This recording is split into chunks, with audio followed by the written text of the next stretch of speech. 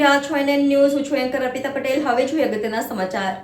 Surat cyber crime પોલીસે ₹17.50 લાખની ઠગાઈ કરનાર ઝડપાયો. છેતરપિંડી કરનાર રોનિત પુરાજી મીડિયા અને વિરેન્દ્ર ડોમાજી સોમકોરની કરાઈ ધરપકડ.